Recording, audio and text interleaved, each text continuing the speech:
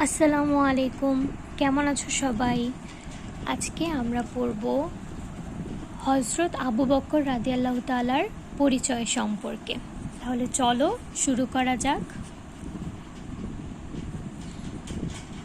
হজরত আবু বকর রাদিয়াল্লাহু তাআলা পরিচয়। হজরত আবু বকর রাদিয়াল্লাহু তাআলা ছিলেন ইসলামের প্রথম খলিফা। তাহলে ইসলামের প্রথম খলিফা কে ছিলেন? হজরত আবু বকর রাদিয়াল্লাহু তাআলা। তিনি ছিলেন ইসলামের প্রথম খলিফা। তিনি 573 খ্রিস্টাব্দে আরবের মক্কা নগরীতে জন্মগ্রহণ করেন। দেখো, 573 খ্রিস্টাব্দে আরবের মক্কা নগরীতে জন্মগ্রহণ করেন। ছেলেবেলা থেকেই হজরত মুহাম্মদ সাল্লাল্লাহু আলাইহি ইসলামের সাথে তার গভীর বন্ধুত্ব ছিল। বয়স্ক পুরুষদের মধ্যে হজরত আবু বকর রাদিয়াল্লাহু তাআলা প্রথম ইসলাম গ্রহণ করেন। তিনি সুখে দুঃখে সকল অবস্থায় নবীজির সাথে থাকতেন। নবীজিকে তিনি বিশ্বাস করতেন ও ভালোবাসতেন। তাহলে আমাদের প্রথম খলিফা কে ছিলেন? হজরত আবু বকর রাদিয়াল্লাহু তাআলা। তিনি 573 খ্রিস্টাব্দে আরবের মক্কা নগরীতে জন্মগ্রহণ করেন। ছেলেবেলা থেকেই মহানবী সাল্লাল্লাহু আলাইহি ইসলামের সাথে হজরত আবু বকর রাদিয়াল্লাহু তাআলার গভীর বন্ধুত্ব ছিল। বয়স্ক পুরুষদের মধ্যে সর্বপ্রথম হজরত আবু বকর রাদিয়াল্লাহু তাআলা ইসলাম গ্রহণ করেন। তিনি সুখে দুঃখে সকল অবস্থায় নবীজির সাথে থাকতেন। নবীজিকে তিনি বিশ্বাস করতেন এবং ভালোবাসতেন। মহানবী সাল্লাল্লাহু আলাইহি ইসলামের ইন্তেকালের পর তিনি ইসলামের প্রথম খলিফা নির্বাচিত হন। সে সময় সে দেশে বেশ কিছু সমস্যা তৈরি হয়। কেউ কেউ নিজেকে নবী দাবি করে, কিছু লোক ইসলাম ত্যাগ করে, আবার কেউ বা জাকাত দিতে অস্বীকার করে। তার চেষ্টায় ইসলামে পুনরায় শৃঙ্খলা ফিরে আসে। এছাড়া তিনি প্রথম পবিত্র কুরআনকে একত্রিত করে গ্রন্থ আকারে প্রকাশ করার উদ্যোগ নেন। হজরত আবু বকর রাদিয়াল্লাহু তাআলা কি করেন? সর্বপ্রথম তিনি পবিত্র কুরআনকে একত্রিত করে গ্রন্থ আকারে প্রকাশ করার উদ্যোগ নেন।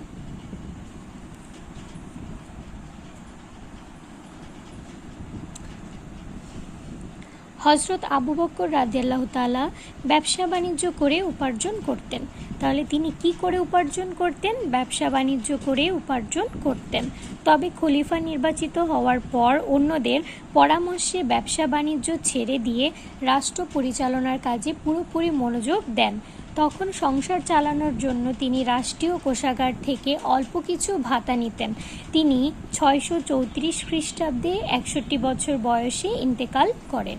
মদিনায় মহানবী সাল্লাল্লাহু আলাইহি ইসলামের পাশেই তাকে দাফন করা হয়। তাহলে আবু বকর রাদিয়াল্লাহু তাআলা কত বছর বয়সে মারা যান? 61 বছর বয়সে তিনি ইন্তেকাল করেন এবং তার কবর মহানবী সাল্লাল্লাহু আলাইহি ইসলামের পাশেই দাফন করা হয়। এরপর দেখো 38 পৃষ্ঠায় দুইটা কাজ দেওয়া আছে। কতে বলা হয়েছে হজরত আবু বকর রাদিয়াল্লাহু তাআলা সম্পর্কে আমরা জানলাম, এর আলোকে নিচে প্রবাহ চিত্রটি পূরণ করি, কাজটি একাকী করি। তোমাদের একা একা এই কাজটা করতে বলা হয়েছে, এই খালিঘরগুলো পূরণ করতে বলছে। তোমাদের সুবিধার্থে আমি এটা পূরণ করে দিয়েছি, তোমরা পড়ে তারপর নিজেরা পূরণ করে ফেলবে।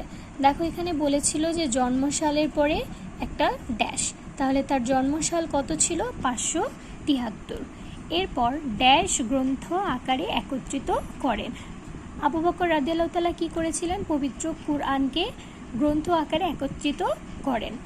তারপর ব্যবসা বাণিজ্য করে তিনি কি করতেন? উপার্জন করতেন। জন্মস্থান, তার জন্মস্থান হচ্ছে আরবের মক্কা নগরীতে। এরপর ড্যাশ দমন করে, এখানে হবে ইসলাম ত্যাগ দমন করেন। 634 সালে ইন্তেকাল করেন। এরপর হচ্ছে বয়স 61। প্রথম খলিফা ছিলেন তিনি। মদিনায় দাফন করা হয়। এরপর দেখো খ নাম্বার, আমরা হজরত আবু বকর রাদিয়াল্লাহু তাআলা সম্পর্কে জানলাম। তিনি যেসব কাজ করেছেন তার নিচে সাজিয়ে লিখি, কাজটি জোড়াই করি। এটা আবার তোমাদের জোড়ায় জোড়ায় করতে বলেছেন। দেখো এটাও আমি পূরণ করে দিয়েছি। এখানে বলা হয়েছে যে তিনি যেসব কাজ করেছিলেন, তিনি কি করেছিলেন?